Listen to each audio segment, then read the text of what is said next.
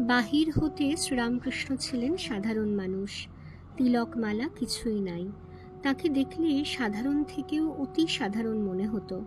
কত লোক তাঁকেই জিজ্ঞাসা করত, পরমহংস কোথায়? তিনি বলতেন, খুঁজে নাও। বালকের স্বভাব, নিরভিমান পবিত্রতা এবং মাতৃসত্তা। তিনি বলতেন যে ঠিক ঠিক আবেগ ভরে ভগবানকে একদিন ডেকেছে, এতটুকুও ডেকেছে, তিনি তাকে কৃপা করেন। একটু ক্ষুধা পিপাসা চাই। ক্ষুধা পিপাসা যাতে হয় তার জন্য নিজেকে তৈরি করতে হয়, সাধু সঙ্গ করতে হয়।